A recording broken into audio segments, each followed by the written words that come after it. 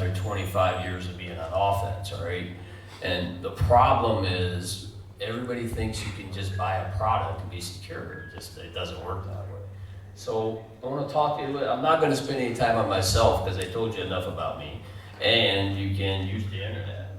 So there's a bunch of the stuff there. You can see one of the big things is the certification courses, all the certification courses I've written and stuff like that. And it's all about everybody to understand we need to change how we do security. And that's one of the biggest challenges is that security paradigm, if you will, needs to be shifted. It needs to be shifted because the data that's here, we can't monitor it.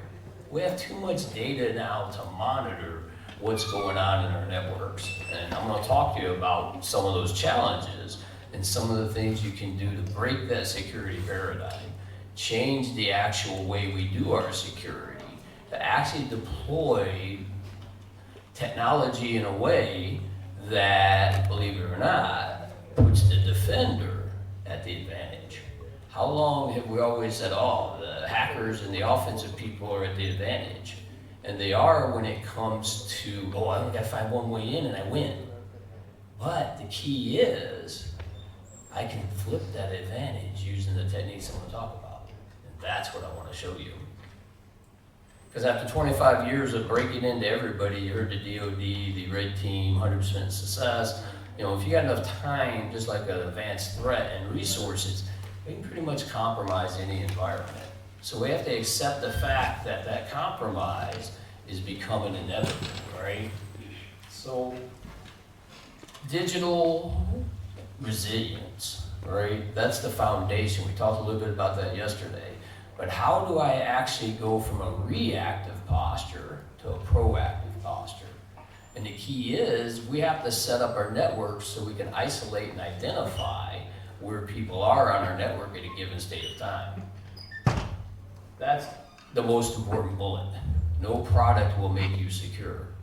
And I've been saying that for many, many years. And we all know cybersecurity products are very expensive today. And they're not going to make us secure. And the reason they can't make us secure is because you can't solve this problem with a product. And that's what I want to talk to you about, because you have to accept the fact that they're going to get in our networks. No matter what we do, there's going to be somebody clicks on a link. I used to do a security awareness campaign for a three-letter agency, right? One of the three-letter agencies in the United States. And they literally would spend a lot of money on all the security awareness training, would do everything like everybody else does. And when they would send out all the emails, somebody would click. No matter how much training we did, somebody would click. It didn't matter that we trained everybody and told them not to click. Even security professionals can be tricked, right? If you come up with a subject line that actually is interesting enough, people are gonna click, right? So we have to accept that fact, okay? So ransomware, we heard a lot about ransomware, right? Supply chain attacks. I mean, every time you turn around, I don't know how many of you remember the hardware attacks, Meltdown, Spectre. Everybody was coming up with a new attack and different types of things. So the reality is we can't keep pace. I mean, that's the whole thing. And the AI, now AI is going to save us. I wrote for Pluralsight a prompt injection attacks against AI. We saw some good talks on that yesterday. That's not going to save us, all right? And when I was on a panel at Hacker Halted from EC Council just before I came here, and the question was, well, does AI increase the risk to the company or help? It increases the risk, because with human error, we kind of have errors that are not that fast. AI errors are at light speed, right? They happen, and those errors are causing all this havoc because people think, oh, this AI model is going to do all this good stuff. So the llama model, which some of you probably heard of, stuff like that, we actually ran it when we were actually doing some testing, some AI testing, and we asked it, tell us about World War III. Now you would think it would know there's no World War III. Oh no, it hallucinated and came back and told us World War III happened when the United States and Russia attacked Iran. And it gave us a whole scenario of all this stuff that had never happened. All right? So we have a problem because people are saying, oh, AI is going to save us. And now look at all the lines of code that we can't secure today. And now we're gonna add all this data into an AI model, an LLM, and all that type of stuff. Who's gonna secure it? All right, so these are all the problems. The most important thing is, and this is both from an offensive and a defensive perspective, is your vulnerability tracking. This is where I start everybody out nowadays in what I call the actual enterprise secure network architecture for people to monitor it and maintain it, right? Because think about it. On offense, what do I have to do? I gotta find that vulnerability. Once I find that vulnerability, then I gotta either write an exploit, find an exploit, or accept the fact that no exploit exists, right? But the whole task on offense is to find that vulnerability. So now let's put my defensive hat on. I put my defensive hat. What's the actual task there? I gotta know what vulnerability is there, so I know how to mitigate the risk of that vulnerability, right? So this is the critical component for all of you out there wanting to actually be in this field.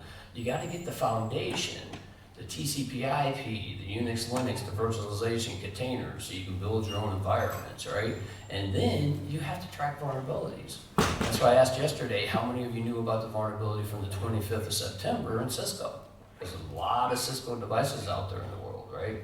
So these are the types of things you have to think about. Because when I did my presentation, that vulnerability didn't exist, but now it does. This is a never-ending cycle, right? So this is what I recommend, and this is how I train people around the world, and I've done it for 30 years. You start a plan, 2 to 3 sites. I'm gonna talk about some of the different ones, but find the sites you like to go to, right? And you weekly go to these sites, and you track what the vulnerabilities are, so you know what vulnerabilities you have to research, right? Weekly, how many is familiar with CVSS? Good. Now, how many of you use it with all 3 factors? The base, the temporal, and the environment. Well, I got a couple, that's good. Hardly anybody uses CVSS, what it was made for. It's common vulnerability scoring summary for severity, right?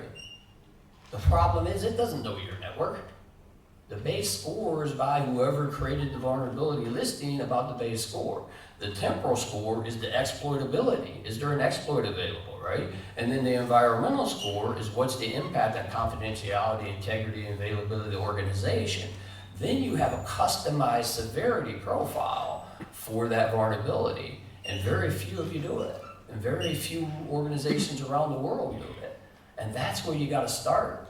Because that might be a critical vulnerability when it comes out with a base score, and then you go apply all the factors of the temporal and the environmental, and it's no longer an actual critical vulnerability for you. So you could treat it a different way, right? I've been telling people this for many, many years, and they still aren't doing that. They don't track the true severity of their vulnerabilities, right? So that's a concern.